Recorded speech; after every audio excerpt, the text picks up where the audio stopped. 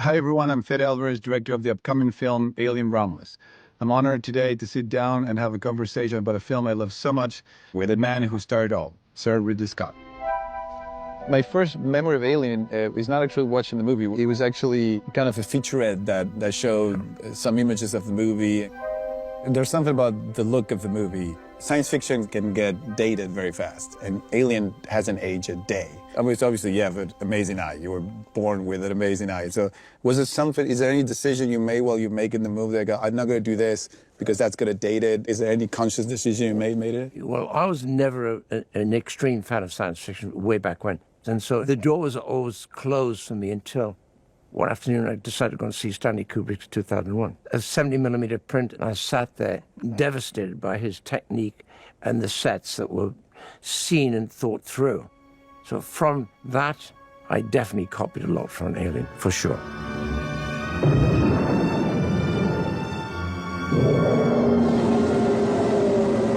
When I think about that script, and because it wasn't a big budget by any means, you know, if I imagine reading that script with the money that was at hand, I was like, you get to the end, they come out into the planet, and they see the derelict ship. You see it there, and you're like, what? You know, how do you imagine how we're going to do this? It was always miniatures. Well, the reason why is this. The model, given the money, God bless my production designer, and Roger Christian, Les Dilly, the money for the set was terrible. The mountain range was this high, and I didn't have George Lucas's blow-by-blow, step-by-step Star Wars technology. So I looked at the room and tried smoke, and it looked terrible. So I said, can we get a portable 16mm camera? I was shooting 16, shot in 16, I put it through the TV set, and I filmed the TV set. And you filmed the TV set? It works in with the fact that Ash is watching on videos. And so suddenly the whole thing had scale. And it makes it terrifying as well. It's weird. You feel like you're there, like that's the way people will see a spaceship like that for the first time. You see through Ash's eyes first. Let's get out of here. We've got this far, we must go on. And then you do something that is brilliant, that is like, I watched this movie a lot of times, let's put it that way.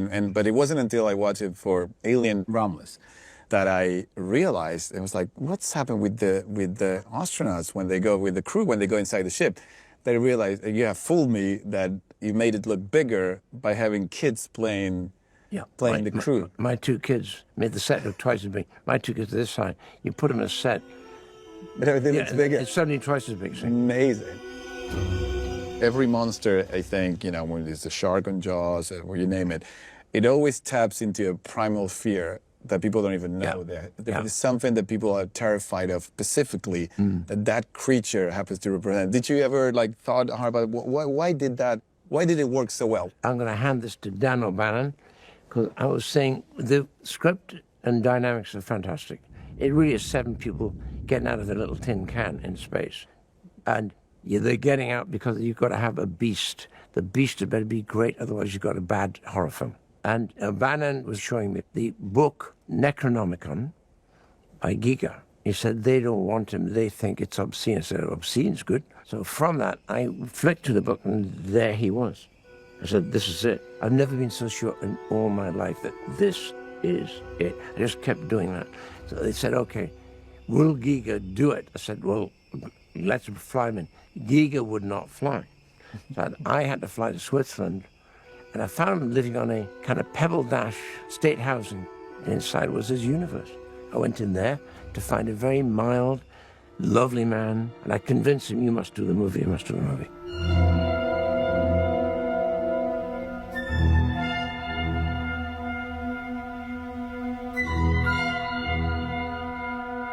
And Jerry Goldsmith's score for Alien was incredible. Incredible. It's probably one of his best scores.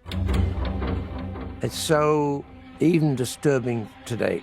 He hits that note that is disturbing. The delay flute? The delay flute, C minor or something. Immediately, it's chilling. Whatever you're doing is chilling. It's so clever about how you never really see the creature. It triggered my imagination in such a way because you weren't showing me what it was. You just see the chains. I remember thinking the chains was part of the monster. Because you see the sounds of the chains there. Oh, Harry gets, yeah. Yeah, when Harry gets it, he looks up and you don't really see it. He's down there. He comes down behind him.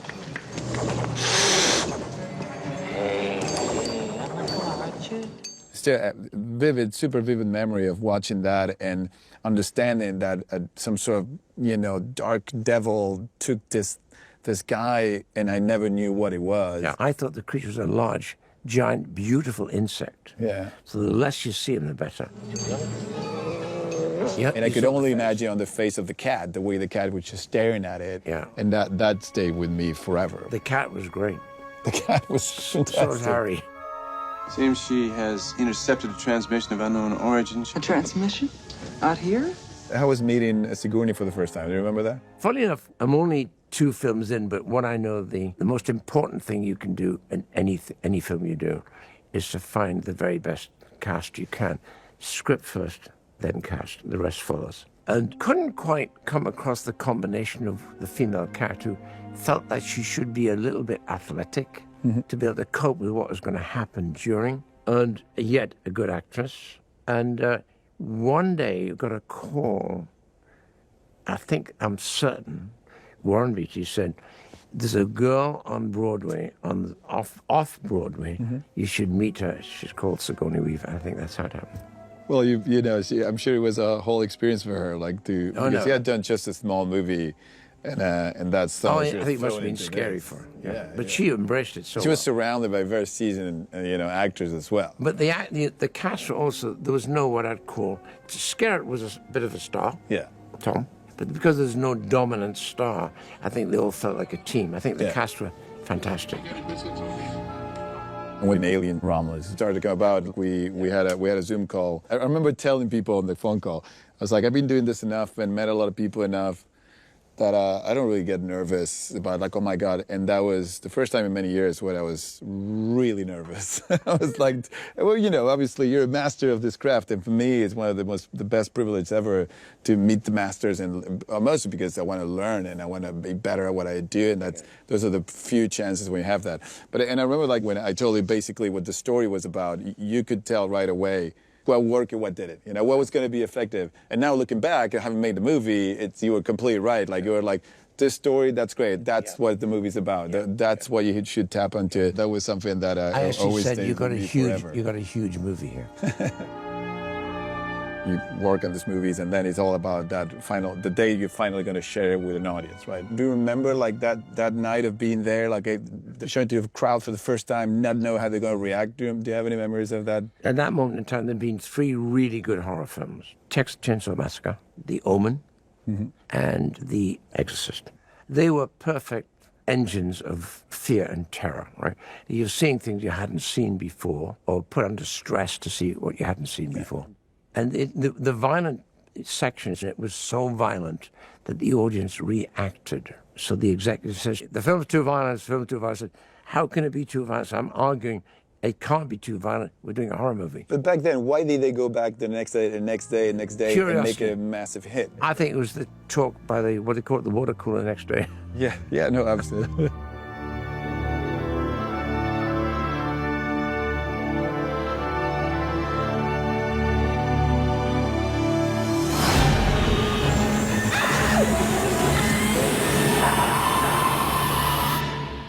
Thank you so much for this conversation, Sir Ridley. Is there anything you'd like to say to anyone watching? No. Please sit back and enjoy the film.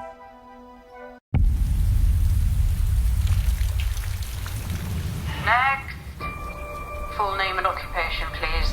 Marie Rains Carradine, ma'am. I should be free to go now. Right? Go where? I've definitely always been a fan of the franchise. It's such a film school at every level, not just to do horror, but just how to do a timeless classic. It was a total privilege when I got the chance to work with Ridley and making a new one. It's just one of those pinch yourself moments. Watching anyone's version of something I've already done, there's always trepidation. I thought Alien needed a really fresh view. I'd seen 3 of his films, and I knew he could do it. Several years ago, Fede approached Scott Free with an idea for a new take on the Alien franchise. That take was developed, and with Ridley's guidance, Fede began to work on the screenplay. It was 3 years ago now when we had the first conversation with Ridley about it. He was actually the first one to see it. I didn't show it to the studio, I didn't show it to anybody, and it was like as soon as it was done, it was like, okay, the first thing we do, we sent it to Ridley. I make horror movies, so nothing scares me a lot, but I was terrified of like showing Sir Ridley Scott my version of Alien. I was super happy, obviously, that you enjoy the movie. I actually said you got a huge movie here. Yeah. The Aliens have been a lot of things, and that's the beauty of it. Every director took it in a different direction. That's what makes it so unique and special and completely different from most movie franchises. I felt what I wanted to do was to take it back to the beginning and make it a pure horror movie again. I don't know if I've met anyone in my life who understands this franchise better than him. I mean, he knows frame by frame of every single Alien movie that has ever been made.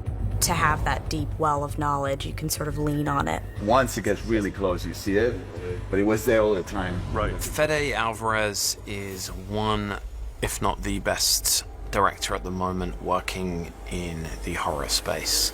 Oh my God. He's a director that cares about great characters, great stories, the nuance of telling stories in this space. When you look at Evil Dead, you look at Don't Breathe, and you look at an Alien franchise, as a fan, you really feel that this is a good fit. This is his like forte, kind of horror and creating suspense. And he's a master of it. The hallway's temperature is now equal to your bodies, so the creature should not be able to see you. Fede is a veteran for creating suspense, horror, tension. Panic will spike your temperature and you'll be exposed. Now, stay calm and stay quiet. He's so specific in everything. Zoom goes in action. Character, the emotional moment, the frame, the camera movement. It's the other thing about Fede. He does everything himself. He does rely on the crew to help him with his vision, obviously, but he's a unique filmmaker that he is an all-rounder. Alien Romulus takes place between Alien and Aliens, a few decades after Alien. The reason for that was mostly that's the world I wanted to travel to. The genesis really was, how do we make an Alien film for 2024? You know, what does that mean? What does it look like? Honoring the films that have come before, but also really feeling like this title and this franchise and these characters have a place in cinema right now. There's a deleted scene from James Cameron's Aliens where you get to see Newt and a bunch of kids running around the colony. And I remember seeing that and thinking, wow, what it would be for kids that age to grow up in a colony so small where there's nothing to do. And I was imagining what would happen with those kids when they become teenagers. So, Ray, long time no see. You're looking at young kids who are living in an environment that's not sustainable, who are fighting for their lives. You need to wake up, because this company are not going to give us anything. You know that as well as I do. We have to take it. It's not about reproducing the stories, not reproducing the characters necessarily. It's truly about reproducing the emotions that the best versions of these films have given you. It was a standalone story that you didn't need to know what had happened in other Alien movies, but at the same time, there's references that made it real fun, I think, for people who are true Alien fans. He's sprinkled Easter eggs all across the whole film. There's little lines, little set pieces, and moments that I think the real hardcore fans will really appreciate. Is this going to be a stand-up fight, sir, or another bug hunt? We have a flash of some of the original cast, like John Hurt, on a screen. The Xenomorph that has been kind of strung up in the lab is the same Xenomorph that Ripley shoots with a harpoon in the original film. If you're very eagle-eyed, you might actually see that harpoon as well. If you haven't seen them, that's fine. Like I always said, if you haven't seen any of these movies, I'm jealous. You'll have a treat being introduced to all that universe all at once. But if you have, you'll definitely find all the connections to the other movies. When you hear the sound, like, You don't know where that came from. It's a great piece of television. How to give direction to a Gen Z. It was the fact that he cast such young people. So that was a really valuable asset. It's a group of friends. They all know each other for a long time. They grew up together in this colony. Rain Carradine, she works in the farming side of things, and the rest of her friends works in the mines. I would describe Rain as any young girl who wants to live a normal life, who has been hit with tragedy after tragedy. She lost her parents. She's living on a planet that is falling apart. She has been forced into a position of survival. Kaylee's playing it. I almost wrote the movie for her. I mean, I met her a few years ago. I saw her work, and I was constantly gravitated towards her work. And action. When I start to write the movie, I usually do a fantasy casting, like I just pick up random photos of actors, and I put them on the board, on the wall, so I have a face to connect with the character I'm writing. And the first photo that went up at the board was Kaylee's. I knew that that was Rain. What was so great about what Sigourney did, and how I feel similar with Rain, is that it's not necessarily a badass character. Ripley wanted to have a normal life, and then she's put into a place of survival. Rain is just trying to look for a home and security. She has a surrogate brother who happens to be a synthetic. When her father was very sick, he left Andy to take care of her. They grew up together, and she sees him as a sibling. He's a synthetic, but I don't think that there's been one like him. He's malfunctioning in many ways. He's not all put together. He's playing two completely different characters, such different intentions, different accents. I have just one directive: to do what's best for the company. Really interesting on a page. As an actor, I'm always drawn to those things that feel a little bit other and a bit strange. Andy explores what being human really means, what you do for your family. And David Johnson, he is absolutely incredible in it, and it's been such a treat to work with him. Rain and Tyler have a romantic history that I don't think it's ever really discussed inside the film, but hopefully you feel that there was something going on. Tyler starts off with the idea that he can get to a better place, wants to give everyone the best opportunity of a better life. 2, 1, action! Archie Renault. Oh my goodness. We call him Dad. He just pulls out these dad jokes non-stop. I look forward to it every single day. Take a good look outside the window. That's the way I see it, we're never coming back. His character, Tyler, is under so much pressure, being the leader of the group and having a little sister to look after. Kay is Tyler's little sister, and after passing of their dad, Tyler feels the responsibility to fill those shoes. Isabella plays it so beautifully, you just want to look after her and make sure she's all right. Spike Fern is playing Bjorn. He's got a sort of roughness and a rawness about him. He comes off as like this rebel youth in a way, aggressive and angry. Getting to know Spike just made playing the Bjorn and Navarro dynamic so much easier. He really embodies the comedic relief of the whole ensemble. Aileen plays the pilot. She actually sat down with a real pilot to help go through things that you'd be saying and things that she'd be checking before takeoff. All right, starting her up, batteries on.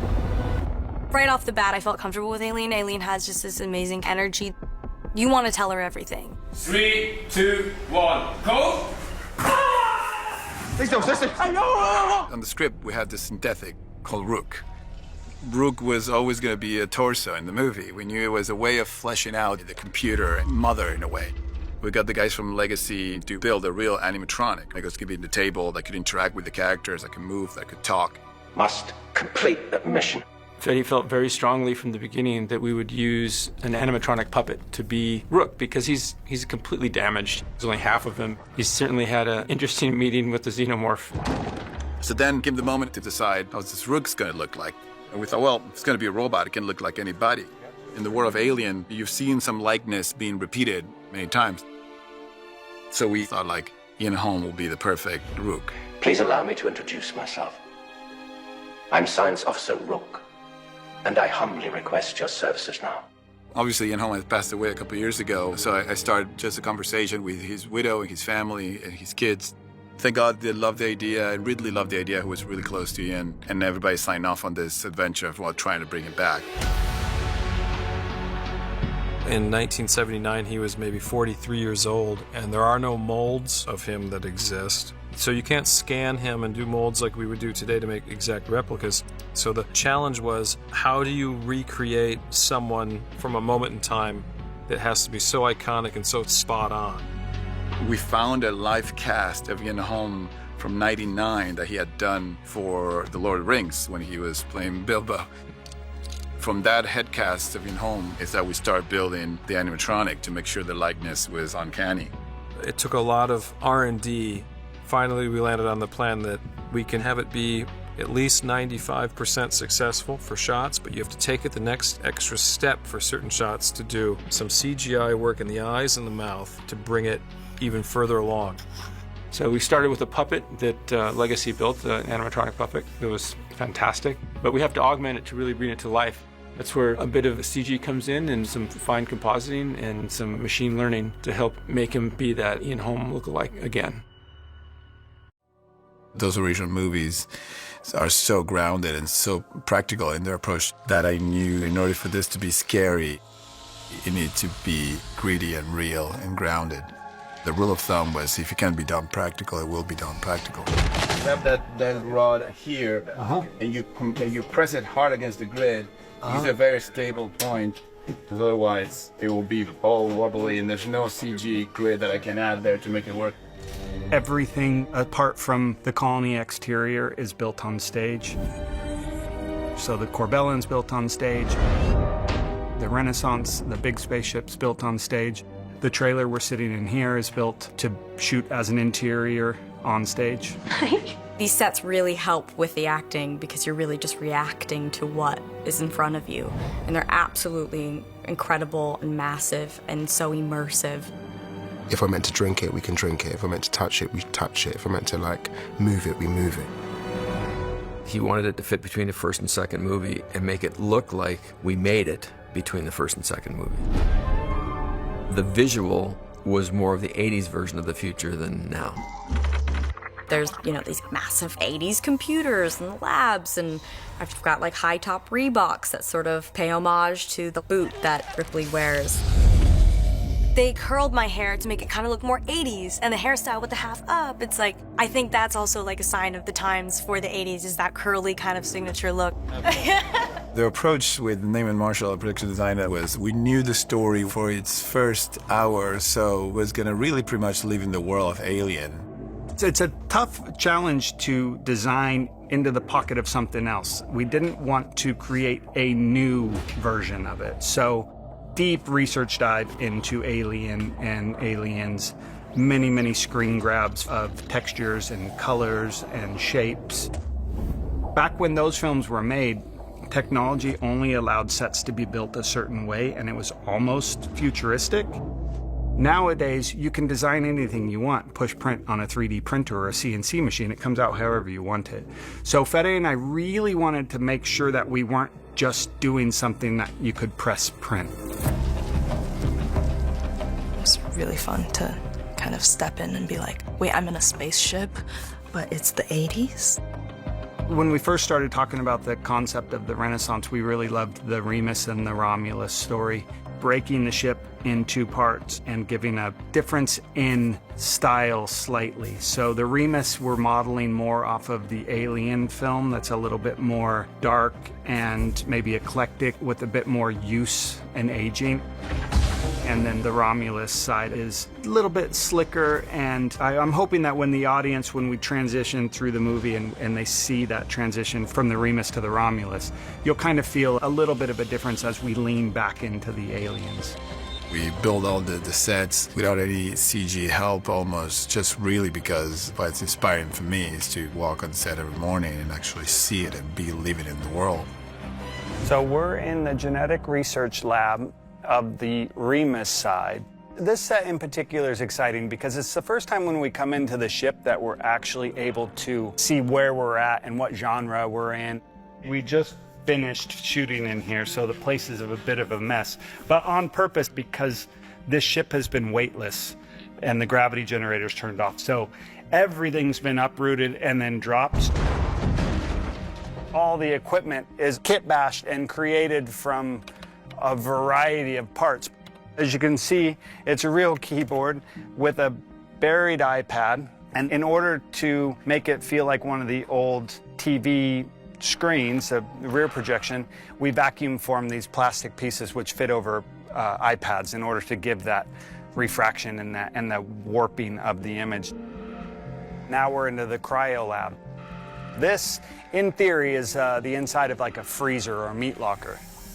These printers are printing the face huggers, and then they go into these cartridges, and then once printed, the cartridge swings down, vacuum forms the face hugger in here. The idea is that this keeps it at an optimal temperature, but once the power gets turned off in here, they start to melt, and these come to life, and they start dropping. They'd hit the water, and that's when we kick off that scene. So this set was built in a tank that we could flood with water, and then we melted paraffin wax on top to create that icy, slushy look. And we had nitrogen coming from all the tubes and dry ice containers, kind of giving that cold. And action. Good? What's that? I knew from the get-go that we were going to build every creature for real. We were going to bring the original creators of these creatures and have them bring back to life all these classic characters. So we have Legacy and Alec Gillis. They're bringing what they did in the first movies with the new technology they have, but it's still doing that practically. With the new Alien film, Fede Alvarez's, I think I'm up to about 5 Alien movies. So the life cycle of the creature always starts with a face hugger. So cute. The guys from Weta, they were the only ones in the group that had never worked on Alien, and they were dying to be part of it. So we go, okay, you guys get the face huggers. I had a very close encounter with one. Bjorn saved the day a little bit. Well, he did save the day a lot. This is our proboscis face hugger. This is what attacks Tyler in the cryo chamber. So there's a series of cables attached up to these guitar tuners. As we move this disc in every direction, you get. So this is another version, just a straight silicon tail. Sometimes we would put a little bit of fishing line on these and puppeteer the tail that way. These ones you pull them and the claws will open up. We had rubber puppets that would just throw at the actors' faces. We had full-on animatronics that we could puppeteer. When they were struggling in someone's face, we could just really puppeteer them and all their parts. We even had an RC car that was my favorite thing on set. It was an RC facehugger that I could drive around and get it to run between people's legs and go. It was a terrifying thing. The scenes where the cast is walking through the corridors and amongst all the facehuggers that are sort of lying dormant waiting for them. Fede really gave us a lot of artistic license to figure out different gags and to find interesting places to put them. So we worked with the set deck department and basically cut holes in big crates and hid puppeteers inside the crates. Re-rigged all of our puppets so that they could work in this, confined little environment. What are the odds? 60-40 against your friend. But odds on what? But the creature's finished its job already. The Chestburster was originally designed by the great Swiss surrealist H.R. Giger, who did the creature effects for Ridley Scott's original 1979 Alien. And there's not a lot of improvement that's necessary or required for the Chestburster. We have done some updating of techniques. We've given it some little arms that move, and we've given it more articulation. We've even given it a color-changing aspect where it darkens. Generally speaking, what we tried to do was create a very organic version of the character, translucent and muscular. I would love to see the bone popping up on the Lucas shot. There you go. Fede wanted to see it bursting at the rib cage and then crack the sternum open and then work its way out almost as if it's exhausted, and also have a birth sac around it that kind of tears and peels back. Working backwards from that, we realized, well, we can make this Chestburster a little bit smaller We thought we would scale the chest burster to Alien Woo. So we really made a chest burster that was about half the size of previous chest bursters. This looks freaking amazing. I really have the easiest job, you know, I just have to lay there and scream. They built a fake torso that I kind of had to wear as a front backpack, and I'm standing / sitting in a hole in the corbellum, and then my fake legs are attached, and then they cut a hole in the pants of my fake legs, and that was the point of entry for the chest burster puppet, so that I could come up to the little door that is my busted ribs. Slowly. I think we had 9 puppeteers to just do that scene. Everybody under the tables and on the floor, it's all hands on deck. Everybody had hands that were free. We had to puppeteer something different because every little hand, every finger, the saliva, the head, the move, everything that required a person. As a director, you grew up dreaming about one day being able to see those things happen in front of you and give the audience a scene that feels so real and crude and raw as that scene feels in our movie. Just because it's all real, there's no CG whatsoever involved in that scene. Shane Mayhem from Legacy was all work on aliens, create the Queen himself on the first movie with Stan Winston team. So I gave him the Xenomorph. All of our artists, all of the concept artists and digital artists were very, very keen on making the Xenomorph feel like the original film. In this story, they're engineered by the Wэyland-Ютани company. So they've taken a Xenomorph and they've concocted their own method of how the life cycle works. So it sort of breaks the traditional egg, facehugger, chest burster, Xenomorph cycle. Fede, that he wanted the surfaces very rough, very, very sharp. He wanted it to feel as if the character ran their hand against it, much like a shark's skin, they would be cut. The translucent dome, there's kind of like a vertebrae understructure, is like really remarkable just to see all that structure in there, backlighting the character. And with the new anatomy, the kind of more spindly anatomy, I think made a more unusual looking Xenomorph. Wow, I want nails like this. It's beautiful, it's like shiny. As far as the animatronic component of these goes, we have a full-size, fully robotic animatronic puppet of what we call like the hero Xenomorph character. And then we've got a lighter weight rod puppet that is still animatronic but can be around by a single performer to get sort of a more rapid and dynamic performance. We have several animatronic heads that our suit performer Trevor can wear on his suit. He's huge. He's being played by like a very large man. Which is funny because that's exactly what Ridley did with Alien 1. And going back to those basics feels very authentic to the franchise, but also like scary because he can run. There were lessons that I remember from the James Cameron film. We were constantly putting, drool and slime on the mouth, and with gravity it runs away. Diego was tasked with making a drooling mechanism. The drooling stuff's pretty simple. It's just these pumps, and I just added some wireless controls to it. We could just kind of hide it anywhere and put it wherever it needs to be and pump drool on demand. Creatures like this represent chaos in many levels. Something you cannot talk to or negotiate is always the most terrifying thing. When it's such a powerful and strong creature, but also is very human as well. The humanoid aspect of the creature, I think, is what really puts fear in your heart.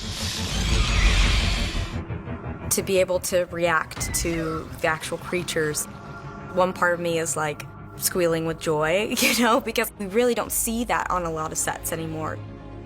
When you read about the experiences of people watching the first Alien, who are losing their minds. The birth of the creature was such a shock. It takes a whole movie to kind of grasp what that thing is. It was pure horror, true horror. That's the ambition with this movie.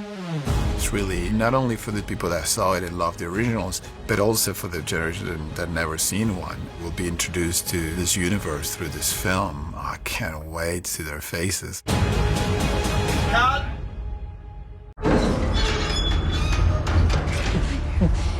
I have a special obsession with trying to put the audience in a place where they cannot conceive how they're gonna get out of it. two people on a corridor trap and about to face a horde of Xenomorph. That would be enough for most movies. But here, not only you shoot them,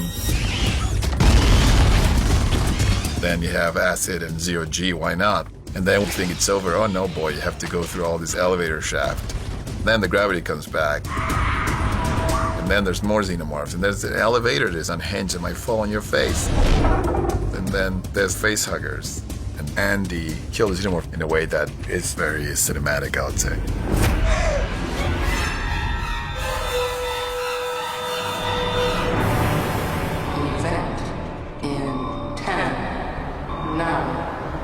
My process is a bit insane sometimes, but when I'm shooting the scene, it has to work in front of my eyes. And so we're gonna have this big set piece on the elevator shaft in zero-G with Xenomorphs and facehuggers hunting them, and also an elevator that is unhinged that might go up and down at any moment. What we've done is we built essentially 4 elevator shafts, all different sizes and sections.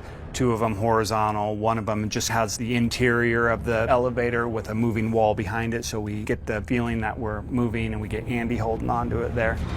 Everything you see on that scene when it comes to the characters is all real. They're floating. We actually make the whole illusion better because once we had the actors on wire, the gravity was going to be pushing in a direction that you don't suspect. It was going to be pushing to a side, and so it really creates this great illusion of having the actors like spin in zero-G. Our elevator has been built in multiple sets, but we needed one that we could do the action in.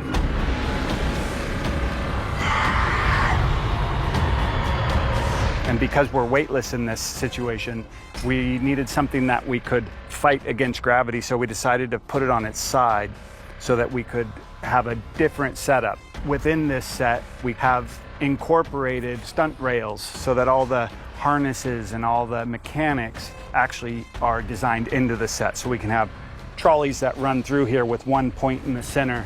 And the set lended itself very well to having mechanical fixtures in there. We had the whole elevator shaft built horizontally. We could really pull those wires and get Kaylee to travel from one far end of the other one at like an incredible speed and create what it feels like an incredible thrilling fall in the movie. These are just normal people who are in a life or death situation, so it's messier, it's more grounded. Once we do get to that point where we're doing those stunts and I am fighting for my life. Come on. We're doing zero gravity work, which is very intense on your core. And I like to do my own stunts where I can, not to be cool, but just because it's fun. That's one of the joys I take in the work. It's just so physical to be able to do the spins they do, and they had to really work out, you know, which translated into great drama.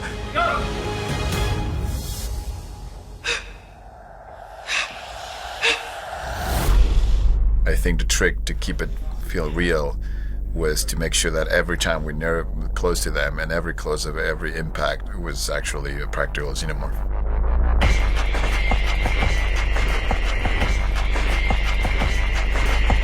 We create old camera tricks and techniques just to do this movie with techniques that were available 40 years ago. And we managed to create something that's way more photorealistic than if we would have done CG characters floating or people on a green screen.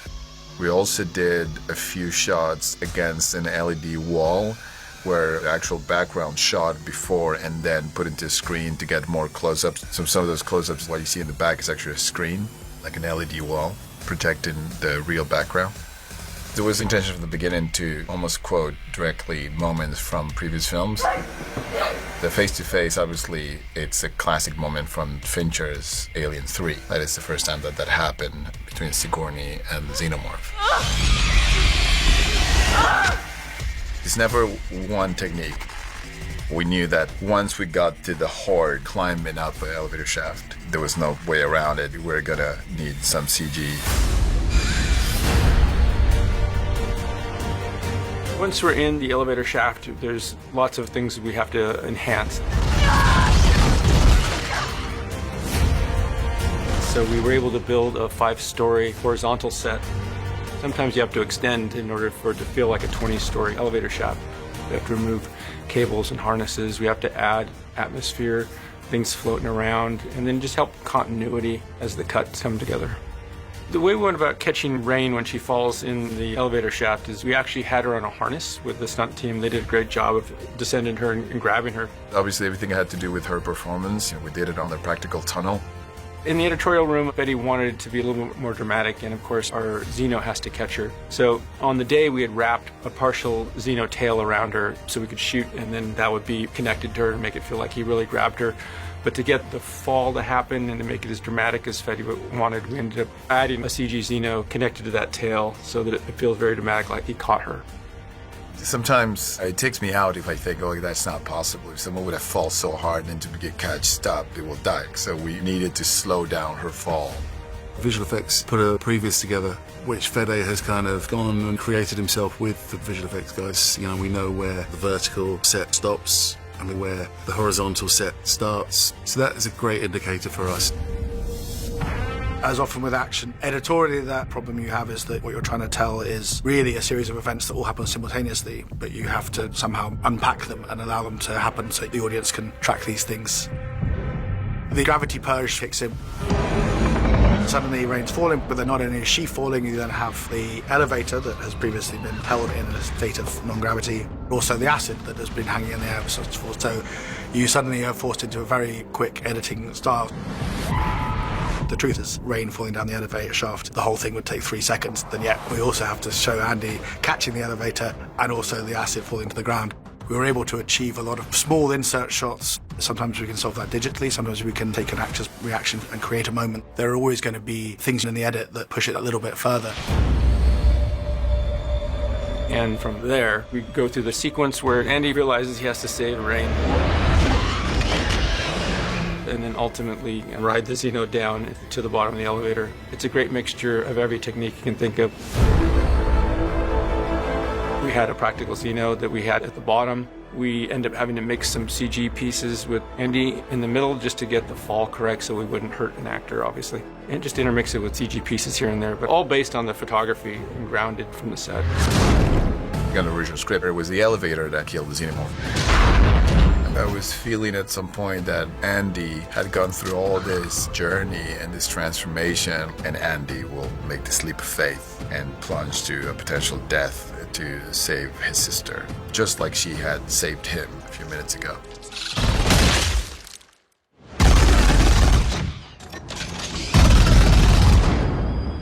Get away from her.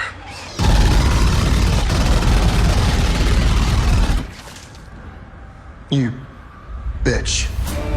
This film is very tonally referential to the original 2 films, and one of the ways that's illustrated is with the sort of comeback of a one-liner. The line was not scripted. I remember going and whispering down David Johnson's ear, like, what if you say this? And he was like, do you think? I was like, I think we should try it.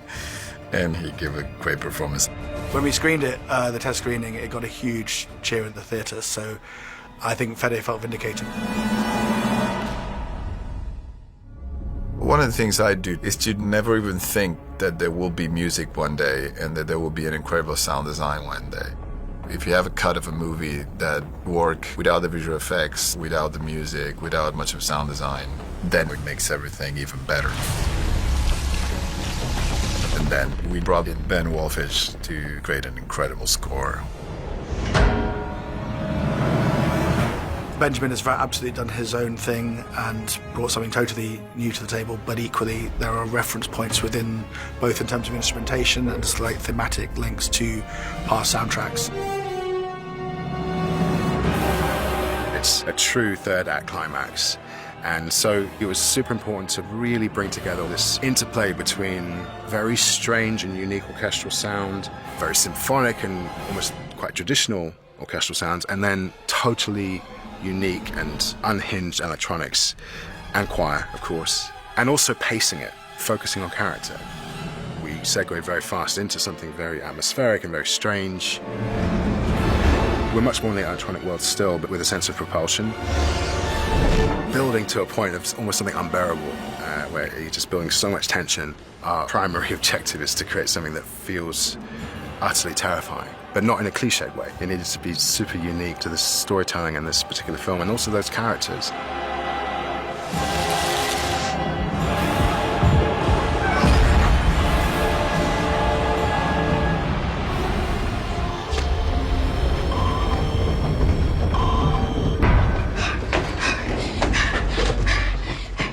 What took you so long? Let's get you out of here. My process is one of convincing myself I'm not doing enough, and that's why it's almost madness. I like movies that just really keep pushing it, and never have a dull moment. You never know how far it's gonna go. It was a big challenge, but I'm really proud of how the scene ended up.